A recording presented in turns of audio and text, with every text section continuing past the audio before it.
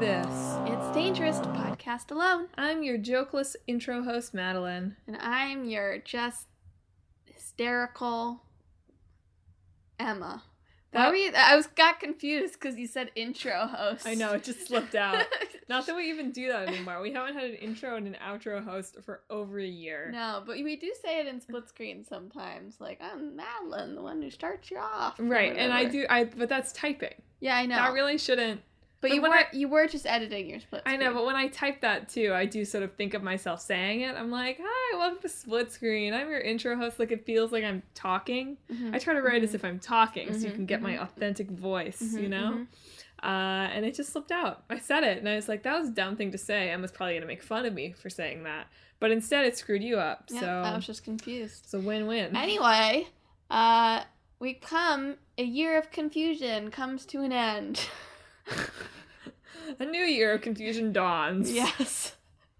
Even greater confusion is on the horizon. Because yes, listeners, this is Game of the Year 2018 Best of Episode. Yes. It's our last episode of 2018.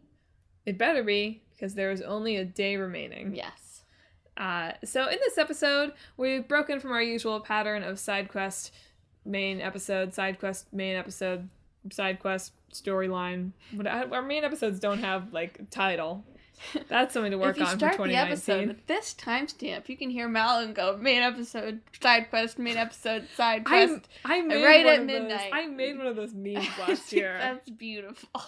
I made one last year, because we did a countdown at the end, and it was a really bad countdown. Yes, it was.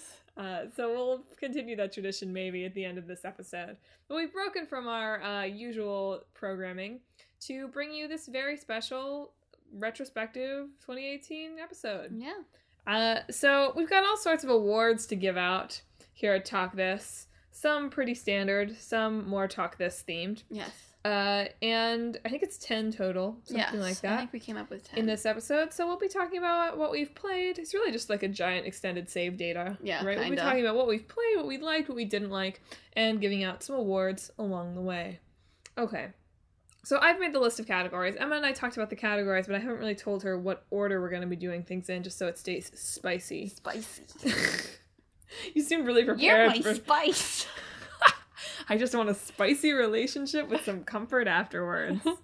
Best Relationship Advice Award goes to Coffee Dad Sojiro in Persona 5. Thank you, Coffee Dad. But our first actual award that we'll be giving out is Best Local Co-op. Right. You did tell me we were starting with this. Yes. I felt that it is an episode of Talk This, after all, and to start with anything but local co-op would be blasphemous. Yes.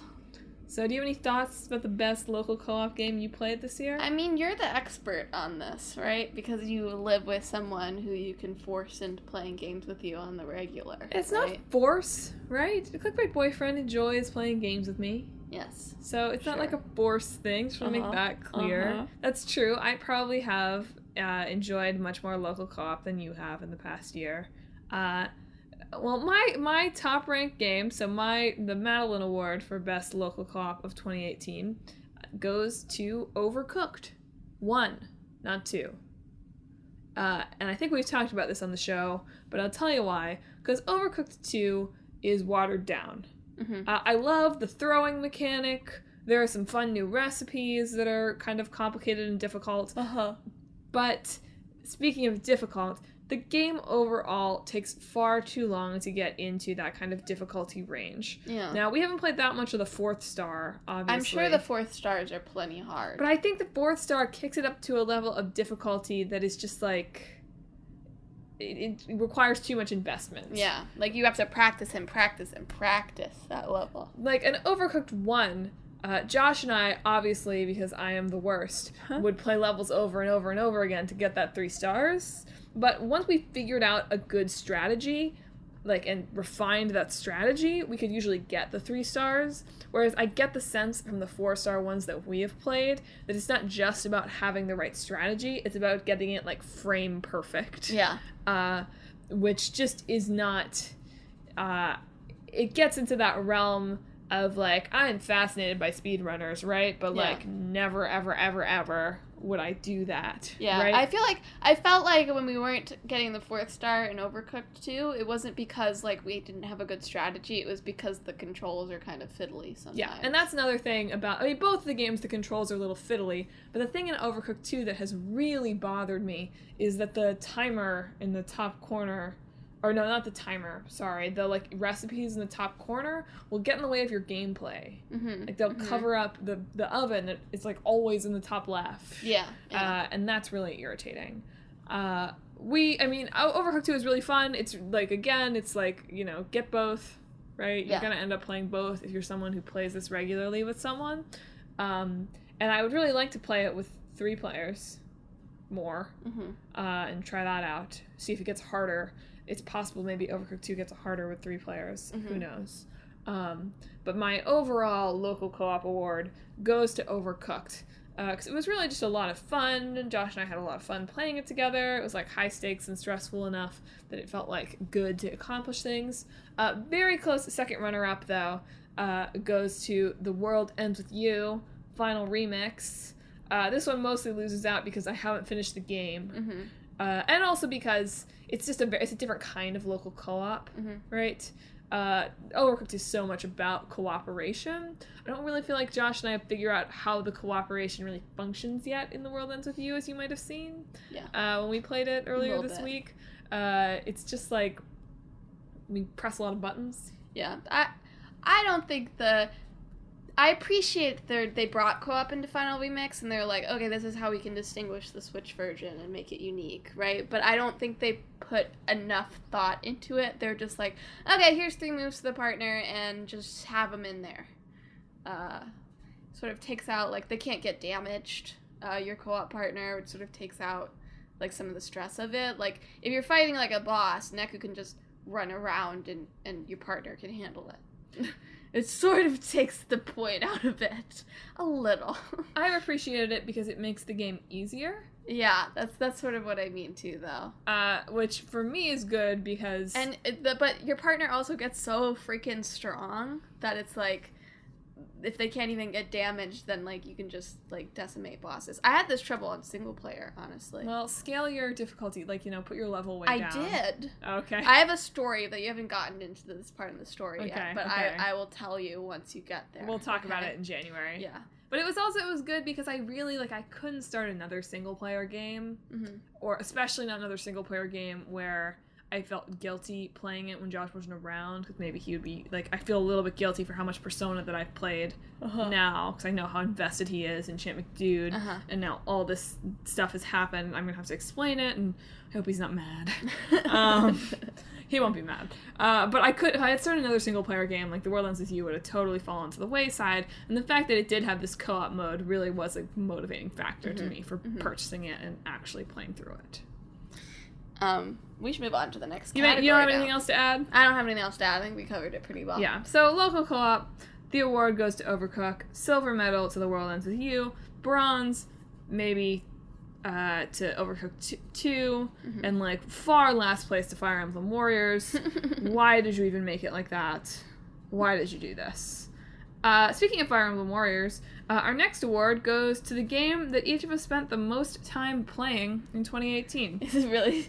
If it wasn't Persona, would it be Fire Emblem Warriors? Fire Emblem Warriors, I mean, like, Nintendo in the emails sometimes tells me, it's like, you've played 50 hours I played a lot of Fire Emblem Warriors without realizing it. Yeah. I don't think it's the most played game, but if we had checked in at, like, the June mark, I think it would have been. But what do you think your most played game is? Well, I was going back and forth, and I probably could have checked and figured it out, but I wasn't that invested in it. But either... Rude. You weren't that invested in our podcast. I wasn't that invested to open up both my Persona 3 game and my Octopath Traveler game, because it's one of those two.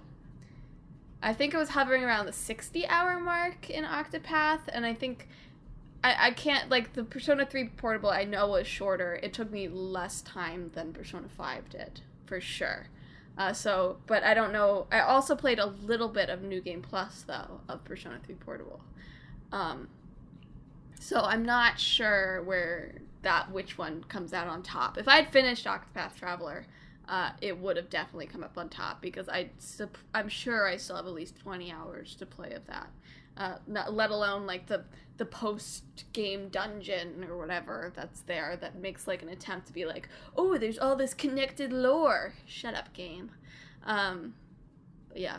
You should finish it. You should like vow to finish that, and I'll vow to finish one of the other games that I'm playing. But the thing is, like, I just can't enjoy Octopath Traveler anymore. So why would I do that to myself when there's so many good games coming out in 2019? Just to say, so it wasn't hovering over you anymore. It's not hovering over me. I'm glad to have put it down.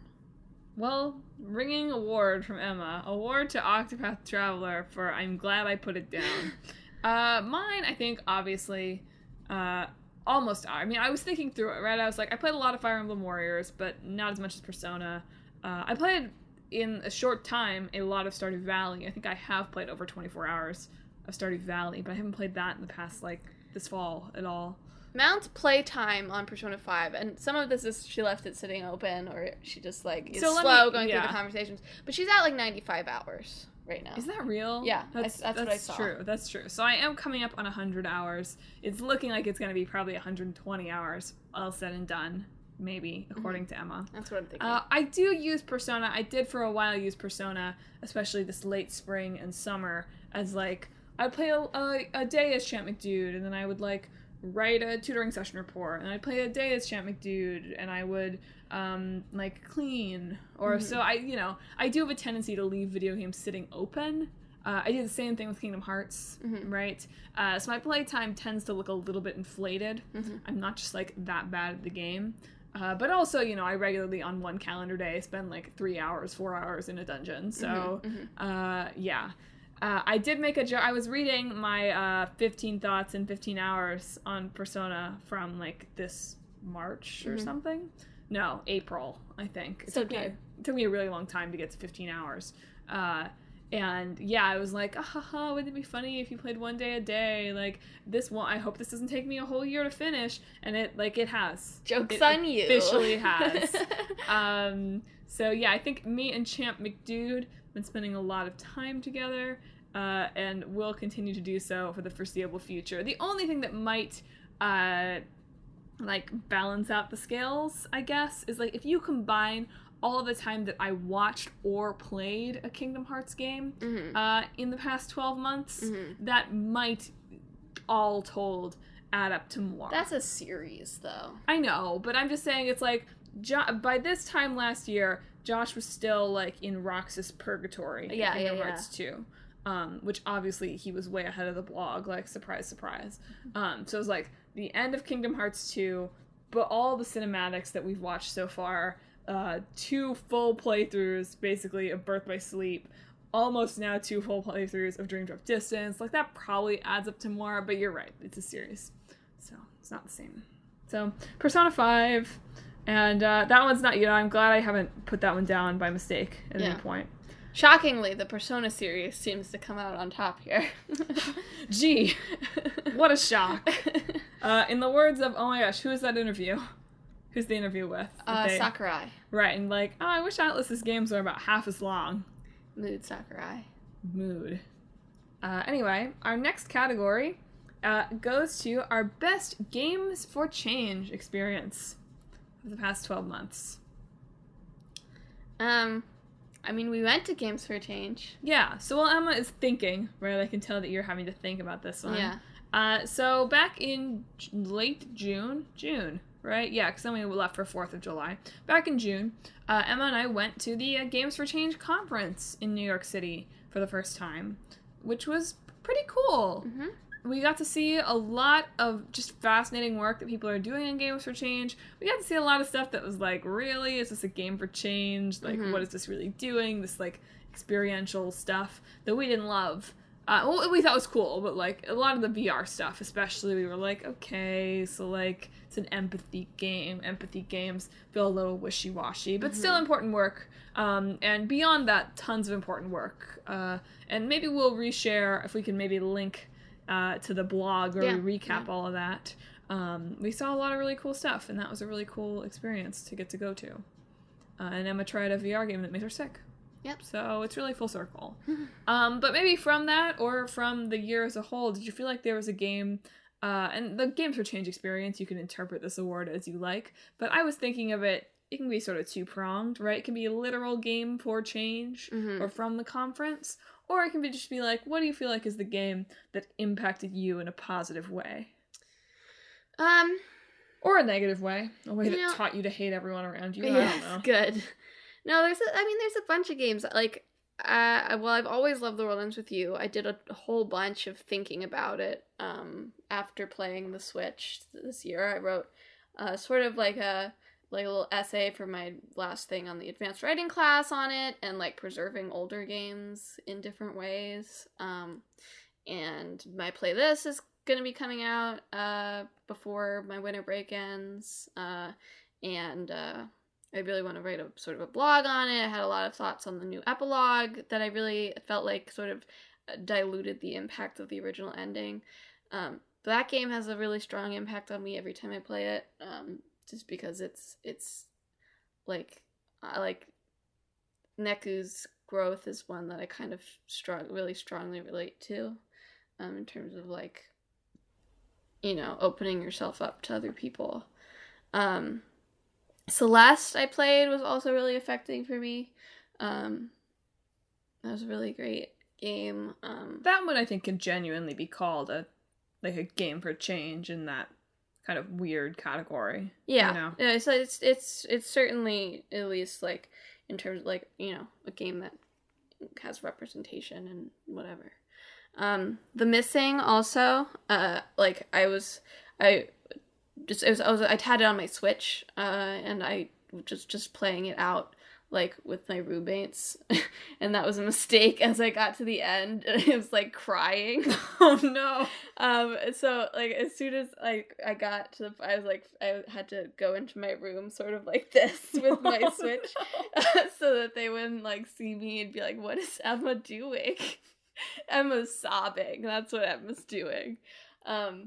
So besides obvious, like The World Ends With You made me tear up a little bit when I finished it again, just because it always does. But I actually cried from The Missing, which is something that doesn't happen unless there's dogs involved usually. So, yeah. So all those, I think, are strong contenders. Oh, nice. Yeah, so I'm thinking, this episode is making me realize how, I feel like I did so much more gaming this year, but like how few games I have actually played this year. Fire Emblem Warriors taught me that people are disposable. And they're just numbers, nameless, cut them down, no matter what. No, it's sort of a similar vein to The World Ends With You, which obviously I haven't finished, so that can't make my game for change, unfortunately, because I still don't know what's going on. But it's Zeta fun. Did I use that right? Yeah, you did. Nice. Good. But Persona 5, and I was rereading this blog, and I was like, wow, I said this, and then I, like, didn't do it. But whatever. It makes me want to try to cultivate more real-life confidants, which is something that I'm very bad at doing. Especially in New York, where you just, like, don't see anyone, and everyone is working weird hours, or in weird places, or, like, I don't know, like, a lot of my friends live uptown, right, or my friends from college live uptown, and it's like, that feels really far away. It's not. It's like half an hour. But in the winter, that might as well be, like, that's no way. There's no way I'm going out at night to go uptown and then have to go back downtown. But Champ McDude would, though. And Champ McDude regularly does. In your defense, though, you've never been thrown into a cognitive metaverse with somebody and bonded in that trial by fire, right? True, but the friends that Champ McDude travels long distances to see, that has not happened to him. That's true. That's right? True, yeah. Like, the friends that he has been in the metaverse with, they are, like, on his free rail pass for the most part, right? But he still, he'll go out to see his politician friend give a speech and help him with that. He'll go see the fortune teller, right? He'll go to this random friggin' church in the middle of the night to play shogi. Shogi. I know, that's what I thought it was, but then I second guessed myself. Shogi. Shogu. Shogo. He doesn't even know how to play, okay? But he's brilliant now. Okay. So I need to force myself to be more like Champ McDude. I don't know how when there's not little music notes emanating from people when I'm like, I want the bond to be something that I can like build in a linear fashion. And it doesn't work that way. Yeah. So that's been something that's been sticking with me every time I play Persona, and that I need to implement more in 2019. A game for change in a sort of a different way. I think Stardew Valley, this has been like a very hard year, right? Like I've had a lot of work at all times. And well, it's been really great, and like I'm excited to write my end of the year New Year's like brag post on Facebook, basically, where I'm like, look at all the cool stuff I did. Like, aren't I cool? Aren't I just the Zeta coolest? If y'all throw that in at the end and see if anyone is like, what? But it's also been like really busy and really hard and just like exhausting. And just a lot of jobs that I was working really hard and not really making any money for.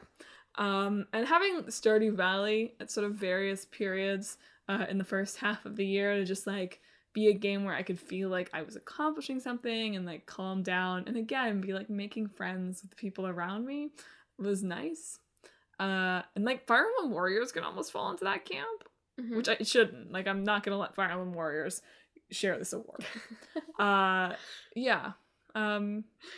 So all of my games for change have been like, maybe you should make friends so you can be like these characters that you've become very attached to, like Stardew Madelyn and Chairman Dude.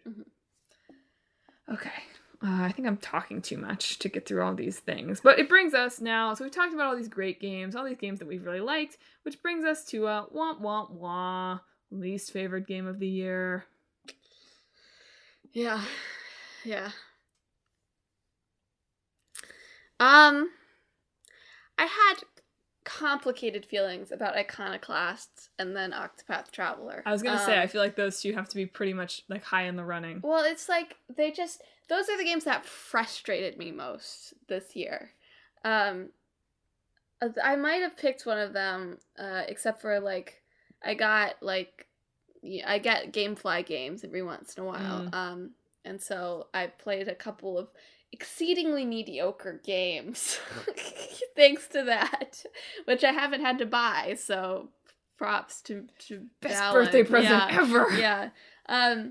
So like the first one I got was like Blue Reflection, which was pretty bad. Again, also like less frustrating than like Iconoclast and Octopath because there was like less potential in there from like what they were doing to start with. But like Magical Girls feels like it should be something that there's tons of video games for, and there aren't any, which is weird. But it wasn't a very good Magical Girls game. So that I really didn't like that, and I also just got This Is the Police, which I also really, really did not like really abjectly did not enjoy. I played like probably 4 hours of it.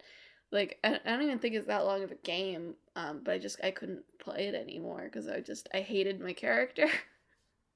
I was, like the sort of management part of it wasn't fun enough really to keep me invested in the story at all, because it felt so disconnected from the story. And there were a couple of like quality of life things that weren't there, that were making me a little bit like I'd like balance a mob war, for instance, but like I only got told at the end of the day like how many points each of them had. So like by the time I got to the next day, sometimes I would forget which one was in the lead, and like I have to keep making sure like one is in the lead or the other. But one had to be in the lead at a certain time, and I did it wrong the first time because it like I don't think it reminded me that that was the day. I was like, how am I supposed to remember? Don't I leave notes for myself? Evidently but not. Apparently not. So yeah, GameFly has given me a bunch of games I really didn't like. So that sort of excuses Iconoclast and Octopath in some ways. Has it still been a valuable experience to play these bad games, or has it just been 100% a waste of your time? Well, I mean, I got This Is the Police because I'd heard good things about it. So, I mean, that was interesting to play. I just got Dead Cells, which I know a lot of people also like. I don't really think it'll be my thing, but I'll be glad to have tried it, I think. And Blue Reflection had been something I was sort of interested in, too, but that I got to try. I got some good games too. I mean, I didn't really make it very far in Devil May Cry, but that seemed like a good game as far as real janky old games go. And I got Shibuya Scramble, which is also a really fun visual novel that I didn't quite finish. I really need to look up the rest of the playthrough on YouTube or something. Yeah. Well, speaking of games that got pretty good reviews and are about the police, objectively, the most frustrating, kind of worst game that we played this year, from my perspective anyway, was The Escapists 2. Oh, right, yeah. Which feels like it has all of the makings of a good and interesting game. I don't know why this game sucks. You can't read anything, that's part of it. It's tiny. Yeah. Even on the giant TV here, I cannot imagine playing it on my teeny tiny little TV. Mm-hmm. And also it's just it didn't make sense. We had strategies, and it just felt like it was so hard to get the materials that you needed or to know where those were. Yeah. And just so hard to do everything. It felt like a game where you have to play the prison over and over again to sort of get better and better and better at it. But I don't think that's our kind of thing. Yeah, I can do that to a certain extent, especially with a game like Overcooked, where it's okay, whatever, it's 4 minutes, right? And if I do it again, it's just another 4 minutes. Yeah. As opposed to this, where it was taking us half an hour to play through it once. Yeah. And that was incredibly long time, but there was just no other way to do it, and it seems so random. Again, some quality of life things, the fact that when you're playing co-op, if one of the people has a key card, it feels like you should be able to open the door for the other person, but you cannot, which just seems silly. I mean, it still worked out for us. I got out, tweezed the fence, somehow nobody noticed me until it was morning, and Malin could run out after me. It was just so disappointing because on so many levels it felt like it should have been a game that we would really like. Yeah. And it could have been a game that we'd really liked if it was just I hate to say this, if it was easier. Yeah, or even just because if you spend a day there, you get a bad grade already. You know? We never got a good grade on our escapes, and it was because we spent too much time. And it's well, I didn't know anything about this prison going in. Yeah. So yeah, it's if you let you actually get to know the prison, actually fulfill requests for the other inmates, do your job. Or that was another thing. How the f do you fulfill those requests? Yeah, who knows? I did a couple by accident, but then seemed to do the same thing, and it didn't work. Ugh. Anyway, if you've played this game, tell us what we're doing wrong, because I wanted to like this game. Yeah. And it's just so painful to play. Yeah. But the controversial one. And it's not, obviously Escape is so much worse than this. And I'm prefacing this with saying a goal for 2019 for me is to figure out a play style of this game and this kind of game that works for me. Because now that I have a Switch and a PS4, more games like this one are going to become available to me. And critically acclaimed ones like this one are going to become available to me. And I really need to figure out a way to play these type of games in a way that I enjoy. Mm-hmm. And this is Breath of the Wild. Mm-hmm. I enjoy playing it sometimes, especially when I'm by myself and no one is watching me play. This is not a game that I can play with Josh around, because he's played this is his most played game of 2018 by a mile, right? And he loves this game, and he has sentimental attachment to Zelda from childhood, right? So whatever. But I just it feels artificially hard to me in a lot of ways. And hard to me in ways that I don't like. If there's no point to the combat, why is it hard? Mm-hmm. I'm not getting any rewards for doing it, so if it's gonna be this hard, I'm just gonna skip it every time. I already have pretty good weapons from doing almost nothing in this game. Yeah. So because I have these two current gen systems, and because of course open world games like this are not going away. Mm-hmm.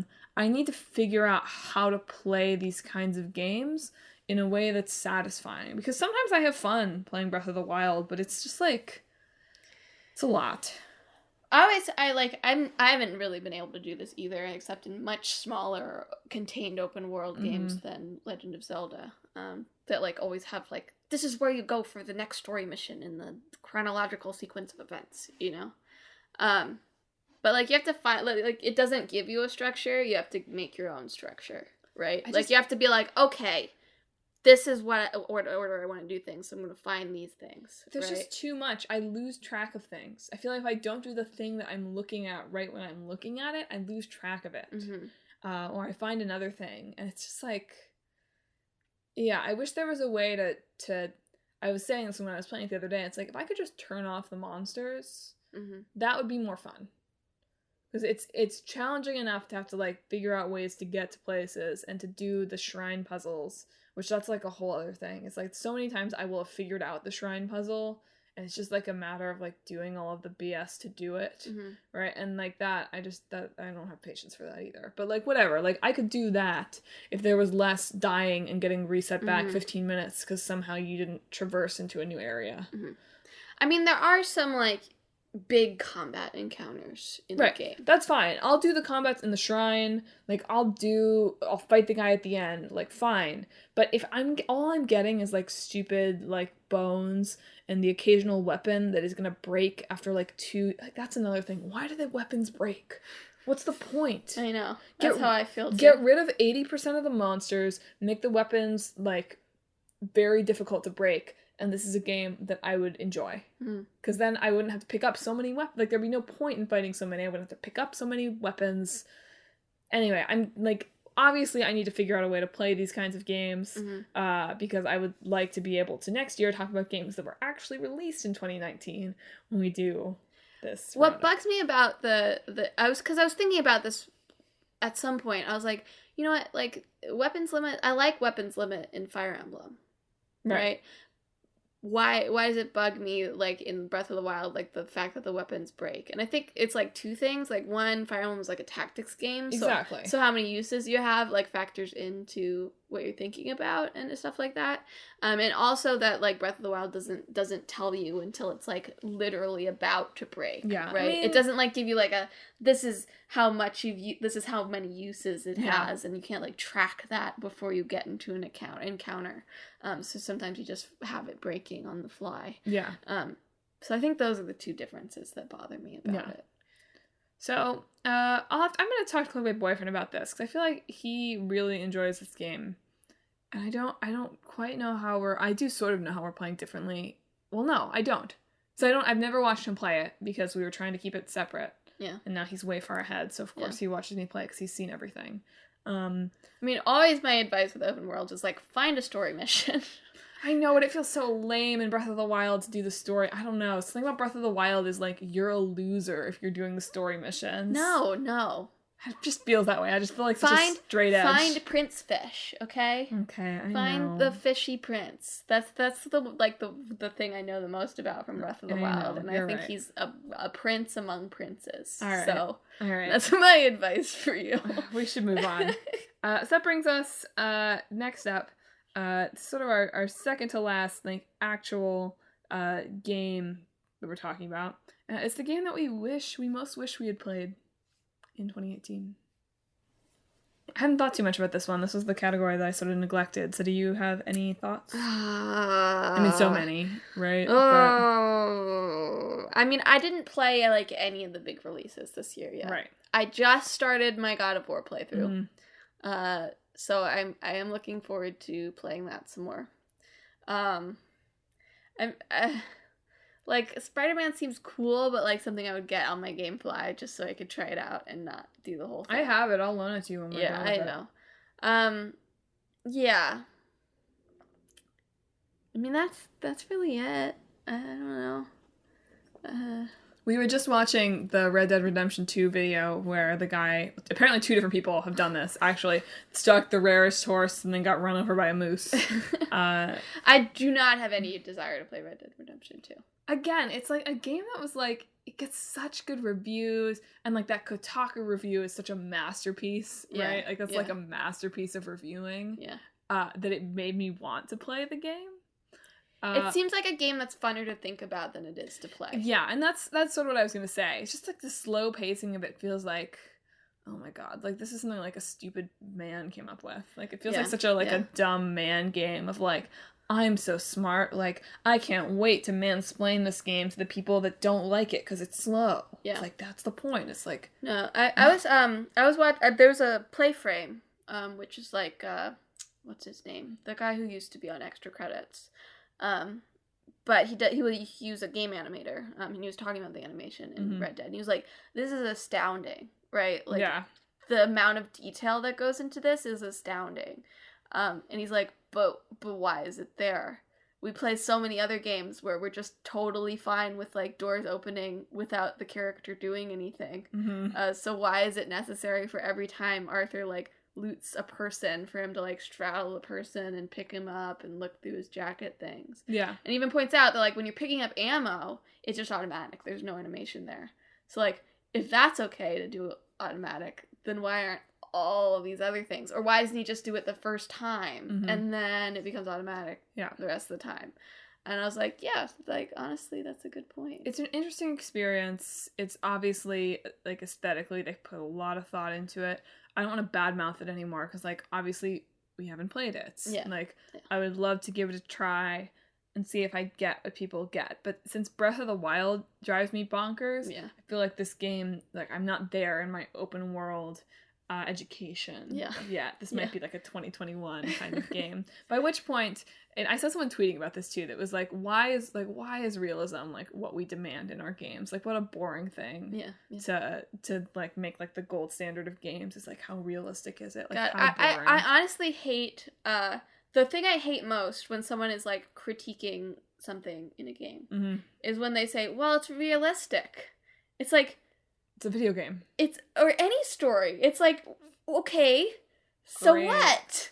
That's not, I don't watch my story to be realistic. I watch it to be contrived. And sometimes I feel like sometimes it's people just misusing it, right? Like, I want my characters to behave in ways that are consistent with what I know about them and be realistic in that way. I want the world to be coherent in a way that it feels like the rules of the world are realistic within that bubble. Yeah. To some extent, at least. But yeah, I mean, realistic is definitely thrown around a little too much. That said, I'm gonna stop hating on a game I haven't played. I would be interested in playing it.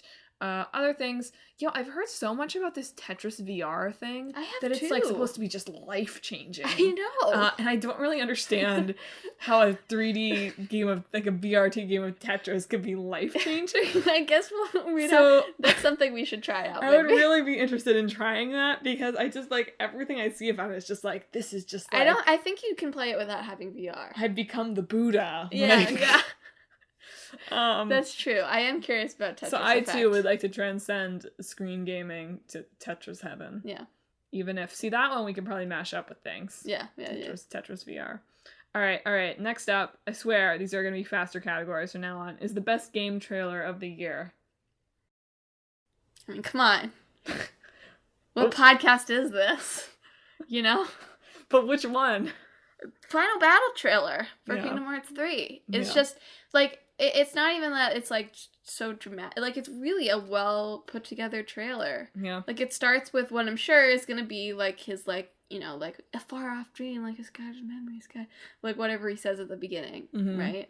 And it has like this really nice shot. And they use Disney and Square Enix logos really well, and they use the songs really well, and it all syncs up like perfectly throughout the entire trailer with the music, and it's just. There's no saving. And then right at the end, they've got like fabulous heels. So like, what else? What else do you want? What else do you want? I want to see Xehanorts in fabulous heels. Okay, I didn't know I wanted that, but Nomura knows what I want before I know it. We probably need to stop talking about Kingdom Hearts on the show. I know. For the next few weeks, just because there's more and more leaks that are happening, and just the less we have to think about it, the better. Yeah. Although, again, you said the music synced up, and like the one thing that I have heard about this like leaked full extended opening is that the music syncs up even better in the real thing than it did in the opening trailer. Well, of course it didn't in the opening trailer. He obviously cut stuff. Okay. Like there's like a shot in like the like 30-second cinematic thing for Japanese where like there's like the Aqua reaching out, and then there's like one where she's like falling back that isn't in the trailer. That's like, well, there's like a missed second in there, right? Yeah. So obviously it's gonna sync up a little better in that. Anyway, I also hate when people are like, oh, it doesn't. I mean, I like it when it really syncs up, but I really hate the criticism. Oh, it doesn't sync up with the music. I don't know. It's right up there with realistic for me. I don't know. It's what does that mean? It's basically a music video, right? Like they're all these trailers are basically just like music videos, so they should sync up with the music. Like it's just like a 3-minute snippet. Like do your job, make it sync up. It's because I watch some anime, right, and I really like openings, like the thing they put before. I really love them. And like the most common critique I see when someone does not like it is, man, the visuals just doesn't sync up with the music. I'm like, what are you talking about? Don't you see how transcendent this is? Sorry, I get very passionate. We should really do a talk this trailer with the intro. I'm looking forward to when we get to the 4th opening of My Hero Academia and Split Screen, and you hate it, and I strangle you. I like this 3rd one better than I like the stretching. I don't know. The stretching was just like I get it. But it syncs up so well with the music. Bite me. Yeah, I think the only other trailer that really could compare is the surprise Crash Team Racing trailer drop. Cool. That was pretty sick. And like the way it transforms from the old one, which is just like painfully familiar. Mm-hmm. Like I don't know why looking at that was like I was playing it. Like I was ready to play. I was like, okay, let's get that turbo boost. Yeah. Power slide. And then you can like see all the new ones and it's gonna look great. There were like thinking about it, like I'm really opening up my field of vision. Like at E3 this year, there were some great trailers. Yeah. We have the quite same emotional reaction as we do with like CTR and Kingdom Hearts. It's a Talk This podcast production, it's really about the games that we love here. Yes. Isn't that really what trailers are about? Yeah. Anyway, moving on. Speaking of trailers and things we watch on YouTube, Emma, I'll kick this over to you. What do you think is the best YouTube video on the Talk This channel? Holiday Kingdom Hearts. I mean, it's hard to compete with the Elf Yourself, Sora's Holiday Hotel. I do love Clickbait Boyfriend's ranting. It's like crack. Yeah, his most innovative Kingdom Hearts move was truly a revelation. I become Buddha or whatever. It was like playing Tetris VR. We had a lot of fun with our Fortnite video. Yeah, I thought about that for local co-op. I was like, you know what? Like, I didn't play enough Fortnite for it to go into the category, but that was a fun time. Yeah. And it wasn't local, so forget me. Like, I'll just shut up now. Yeah, that's true. I mean, we played it together, which made it kind of local. Yeah. But you know. And I have really enjoyed doing the Play This series, and hope to still enjoy it. I was trying to do like 1 a month. I ended up with like 7 in 10 months, which, you know, is fine. That's not terrible. It's not terrible. The 2 of the months I've missed have been the past 2 months. There's one coming soon, everybody. There's one coming soon, I promise. But I think I probably liked my Fire Emblem one or my Iconoclast one the best. Yeah. My first 2, I feel like you can tell that I'm not used to like video voice or whatever. Sure. I'm a little bit shaky. Mm-hmm. Like I like the content in those first 2, in the Kingdom Hearts and the Danganronpa one, but I feel like I hit my groove like in terms of making things that are funny.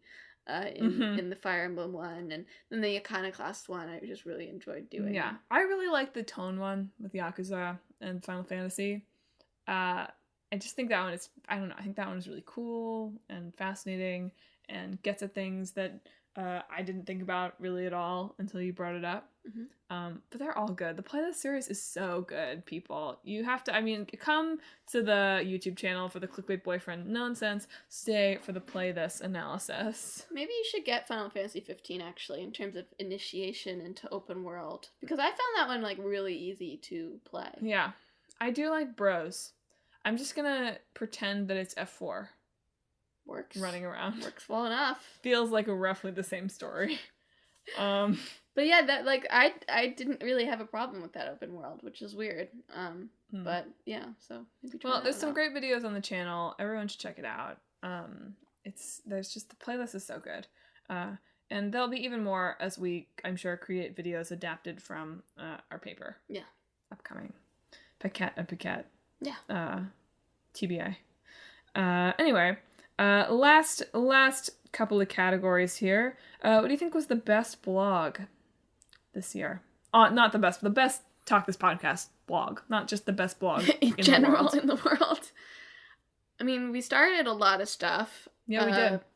I mean, I guess Clickbait Boyfriend started last year. Yeah, so the very first blog of the year, I looked it up, January 4th, area boyfriend to stay inside playing Kingdom Hearts for the next 5 months.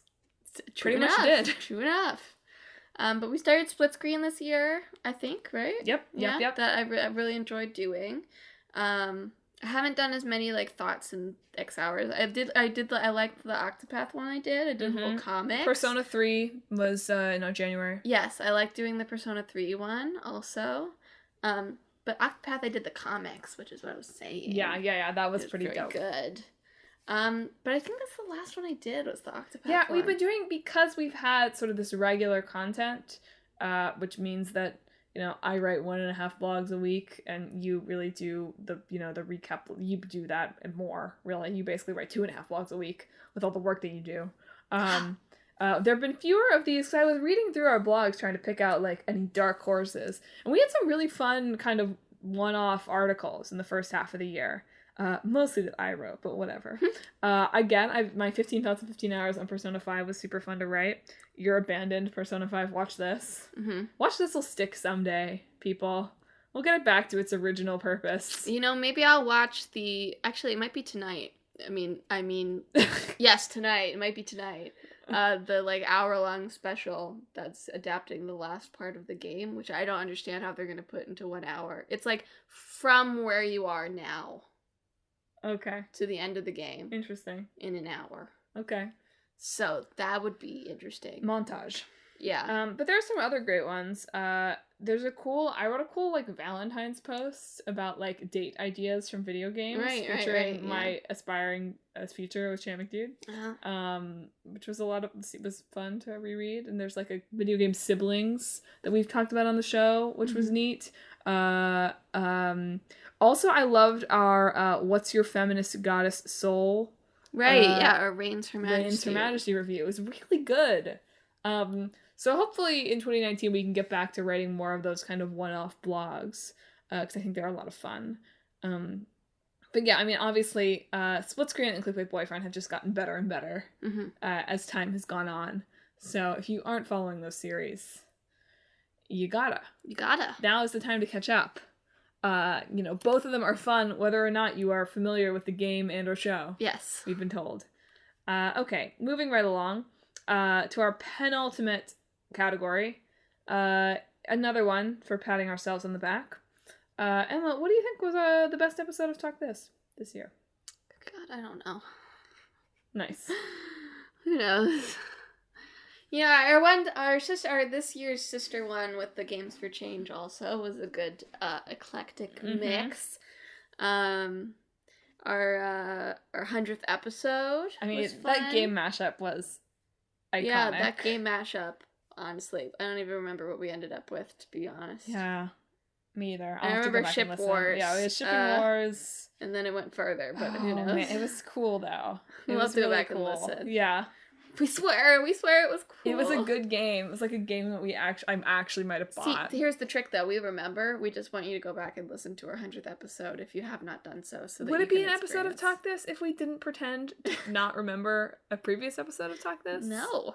It wouldn't be. It wouldn't be. The original Nancy of Thieves, I think, was a pretty good episode that we pulled from. I dug Her Majesty Miss Pac-Man. Oh, it was something about, like, you switch back and forth between realms. The final one. Yeah. It was, like, Nancy, the drowned Hardy Boy. The drowned Hardy Boy. Oh, man.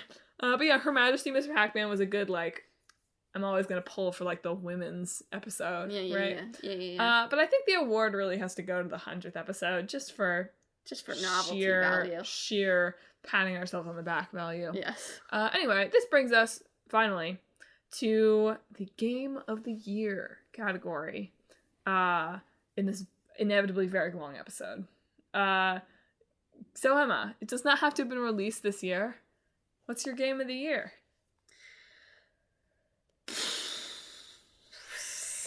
Nice.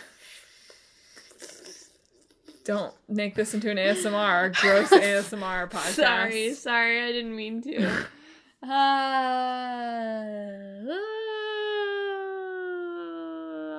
It's a harder choice for you than I thought it was gonna be. I don't know. I hate picking favorites. Okay. You know? Cool. Like, I just hate it. I hate it when somebody's asked me, like, well, what's your favorite one of these? And I just stare at them blankly for 10 minutes. Pick your second favorite. I mean, you know, all the ones I've listed from this year. Right? Sure. All the ones. Okay, give me like a top 3. God, I don't know. Why can't you go do it? Okay. I can go first. I did not realize this was going to be quite as anxiety-inducing. So anxiety-inducing. All of the listeners are going to say, Emma, this is why you're wrong. I don't think they're going to do that. I don't think they're going to do that at all. Actually. They're just going to do it in their heads, though. Yeah. This is so hard because like I was like just playing Persona. Right, and so I'm feeling attached to it right now. It's like I was just playing it, right? And this is always how Game of the Year works, right? You release it at the very end of the year, yeah. So it's like fresh in people's minds. Yeah. Because it's like, man, I loved Stardew Valley when I was playing that. I loved that game. Yeah. But I really don't feel like I can pick it as Game of the Year now because I haven't played it since like probably June. And like it feels cheap to pick a Kingdom because like none of the individual Kingdom Hearts games did I love as much as the experience of sharing Kingdom Hearts with Clickbait Boyfriend, right? Yeah, I mean, I think that I gotta give it to Persona 5. And in the hopes that I've finished it early enough in 2019 that it does not win again in 2019. That is the dream. Yeah. I mean, all the ones I've mentioned already. I really liked playing Persona 3 when I was playing it. Please, Atlas, I know you're working on whatever Persona 5 reboot you're doing, unless it's Persona 5 Racing, in which case I am so down for that and continue to do what you're doing. Chant McDude is DLC for Crash Team Racing. But, like, give me a Persona 3 HD reboot that mashes all the different versions together and gives the female protagonist her own version of the epilogue that was in FES and everything. So thanks, bye. And bring Persona Q2 over to the West because I'm a sucker for anything with her in it because she's a queen. Christmas is over, Emma. You can't ask for these things anymore. Atlas! Listen to me! No. So I really did enjoy that. I was surprised by how much I enjoyed it. I really enjoyed Celeste. I really liked The Missing. I, of course, always loved The World Ends With You. I'm sure I also played games this summer that I can't put my finger on. I needed to, like, go through all my stuff, you know? But I don't have my PlayStation 4 here. So how could I do that? Well, it sounds like Emma gives the Game of the Year to that game that you thought was really special this year. That's right. The Game of the Year is the one that you felt was the Game of the Year. And you're just gonna, like, when I watch, like, Game of the Year videos, I just, like, look at it, I'm like, damn, that's wrong, skip. God, no, skip. Well, we picked a game that was released in 2017, right? Yeah. And the game that you loved. So we're doing well here at the Game of the Year. You know what? I picked like 7 games, so just leave me alone. Well, folks, you heard Emma. It's the end of the year, and it's time to leave her alone until 2019. Exactly. Where we'll be back with an episode that I think is the 2-year anniversary of Talk This. Very close, anyway. Not quite. We started like late January, I think. I'm not sure. Mid-January? We'll have to confirm the actual anniversary date. I don't know if we'll do a special episode for those. No, we've had a couple of special We've had too many episodes. special episodes the past couple months. We're just keeping it on track. Yeah. But folks, if you want to keep it on track with us, you should check us out on social media. We're on Facebook, Twitter, and Instagram, Talk This Podcast. And if you liked those videos we were talking about, you should especially check us out on YouTube. Subscribe to us on YouTube at Talk This Sisters. Some great content on there. Emma and I are going to have a social media strategy meeting sometime in the next couple weeks to talk about what the social media game for Talk This is going to look like in 2019, so get hype. Also check out our website, www.talkthispodcast.com, where you can read the blogs that we talked about and find all of our episodes, especially the ones that we thought were particularly good, as we mentioned about 10 minutes ago. Some upcoming events in 2019. We're just visiting PAX East, and we're doing some sort of panel thing at the, what is it, National Popular Culture? The Popular Culture and American Cultural Association annual conference. Yeah, so if you're going to either of those, we'd love to say hello to you. Yeah, hit us up. I'll be the one in the sort of stained Talk This t-shirt. I'll probably wear it one of the days, because I'm not a sweat monster like Madelyn. I'll be the smelly one. Yes. But if you like the show, you should also check us out on our other episodes. There's over 100 now. Can you believe it? There's like 2 years of Talk This. So you can find us pretty much wherever podcasts are found. We're on Apple Podcasts, Google Podcasts, Stitcher, TuneIn, Spotify, various other places. If we're not on your podcast client of your choice, hey, send us a message via email. Talk to us at talkthispodcast.com. We are the Talk This Sisters, or through our contact form on our website. And while you're there, like I said, you should subscribe, but also if you want to leave us a rating and review, that is awesome. Yep. So that's it, folks. That's Talk This for 2018. Emma, do you wanna send them off with some good words, and then we'll count them down into the new year? No, let's not count them down. 24 hours. That's our New Year's present. 23 hours, 59 minutes, and 59 seconds. 23 hours, 59 minutes, and 58 Goodbye. seconds. Have a great rest of the year. See you next year.